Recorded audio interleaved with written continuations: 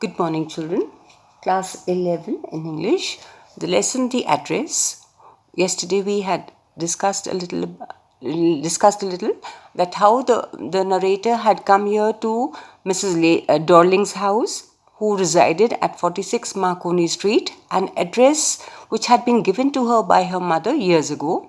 That was a time when during the wartime, and today she came here in search of her mother's possessions to this address and to this lady's house, Mrs. Dorling, who initially was not prepared to recognize her, but when she realized that the narrator had recognized the cardigan she was wearing belonged to her mother, so is therefore she just simply stated that she had presumed that everybody had perished in the war. A door opened and closed in the passage behind her. A musty smell emerged. Means came out. Emerged means came out. Musty is stale. A room where if there is no proper ventilation, it would have that kind of a smell. I regret I cannot do anything for you. I regret means that she was sorry. She apologized that she could not do anything for her as she had no time. I've come here specially on the train.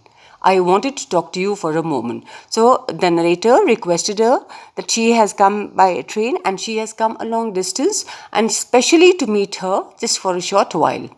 It is not convenient for me now, said the woman. I can't see you another time. So the lady refused to spare even a few minutes and told her that it was not convenient, that she was preoccupied, she had some other work, and therefore she could not spare any time for her today. Maybe the next time when she visits, maybe if she has the time, she could spare that for her. She nodded and cautiously closed the door as though no one inside the house should be disturbed. She nodded and cautiously closed the door, cautiously, carefully, so that nobody inside would come to know who was at the doorstep. As though no one inside the house should be disturbed. That meant that she did not want the other members of the house inside to be disturbed or to know that they had a visitor. I stood where I was on the step. The curtain in front of the bay window moved. So she was still standing over there and wondering why did the lady behave in such a way? Why did she behave in such a strange manner, in the sense that she did not even spare a few minutes for her? Someone stared at me and would then have asked what I wanted. Oh, nothing, the woman would have said. It was nothing. There are sometimes when we have salespeople at the door, so she did not want to let anybody know inside who was the visitor that they had that particular day. I looked at the nameplate again. Dorling, it said, in black letters on white enamel, and on the jamb, a bit higher, the number 46. So that nameplate, the nameplate on which the name that was given as Dorling, and it was in black letters on white enamel, white paint that is, and on the jamb. Now, jamb is actually, you can say, a door post or the side post of a doorway or a window. So the house was the correct one that she had come to. It was Mrs. Dorling's house, and the address stated there was number 46. So that was 46 Marconi Street, the correct address which she had come here to. But unfortunately, the lady did not spare time for her. As I walked slowly back to the station, I thought about my mother, who had given me the address years ago. Now, as she walked back slowly, naturally, she was dejected, she was disappointed. She thought years ago, remembered her mother and how her mother had given me the address, an address which she had remembered all these years. It had been in the first half of the war, that is, the war that was going on at that time. So it was on one of the occasions when she had visited her mother for some time. I was home for a few days, so she had come to visit her mother for a few days, and it struck me.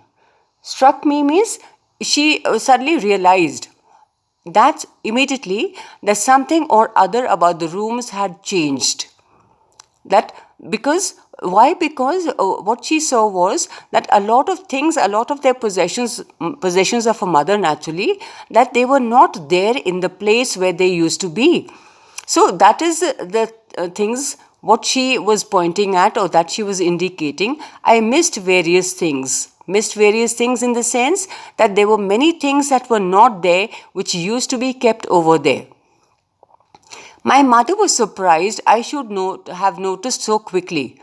And mother was very taken aback. She was surprised, she was astonished that how quickly she had she had identified, you can say, that many things were missing, and where were those things now. Then she told me about Mrs. Dorling. And that is the time, that is the occasion when her mother shared with her that she mentioned about this lady, Mrs. Dorling. I had never heard of her, but apparently she was an old acquaintance of my mother. She said, I had never heard of her. Normally, one would definitely be aware of the friends of parents and brothers and sisters in the family, but her name had never been mentioned. But according to her mother, she was an old acquaintance. That means she had met her mother earlier, whom she hadn't seen for years. But now it had been many years since they had met. So that is what she was told about by her mother about Mrs. Dorling, that how Mrs. Dorling was an acquaintance, somebody she knew many years ago.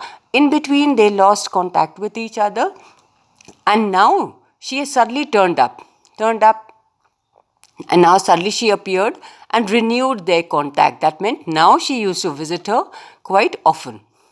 Since then, she had come regularly. So this acquaintance, Mrs. Dorling, in between, her mother and Mrs. Dorling had lost contact with each other, but now she renewed that contact, and now she used to visit her very frequently. Every time she leaves here, she takes something home with her, said my mother. She took all the table silver in one go. So now her mother tells her that every time she comes here, that she carries with her something or the other.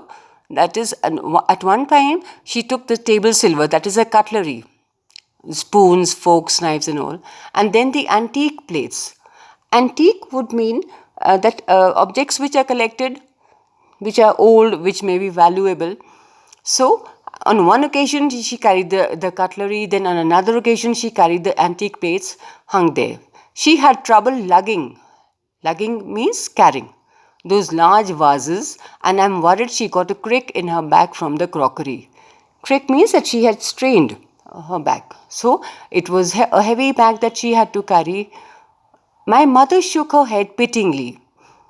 Now, her mother was a very simple lady. She took pity on the lady, that lady was doing them a great favor, that this was wartime, and they were Jews, and life was very uncertain for them. They would have to leave home maybe immediately. So just so that their possessions and their belongings would be kept safely, Mrs. Dorling convinced the narrator's mother that she would keep all these precious things, all these valuables at her place safely. So that is the reason why at one time she carried her cutlery, her crockery, the antique plates and the vases, and and the narrator's mother was extremely obliged. She took pity on the lady, that she was being so kind, that she was doing such a big favor to them. I would never have dared ask her. So her mother says that I did not suggest. It was the lady, she suggested it to me herself. That is, Mrs. Dorling suggested that she would keep all her precious things, all her precious belongings at her place safely. She even insisted, and she did not, not for a single moment was she uncertain about it. She insisted and convinced the narrator's mother that she would keep it. She wanted to save all my nice things, because at that time the war was on, life was very uncertain, and maybe if they just had to leave in a hurry, all the things would be lost forever. So she was doing them a favor. If we have to leave here, we shall lose everything, she says. And she said that if they had to move out, if they had to move to another place in a hurry to save themselves, to save their lives, all these lovely, beautiful things would be lost forever. So that is how she had convinced the narrator's mother that she would keep all these things at her place safely. Have you agreed with her that she would keep everything? I asked. She asked her mother that is she going to keep it forever or will she return? As if that's necessary, my mother cried.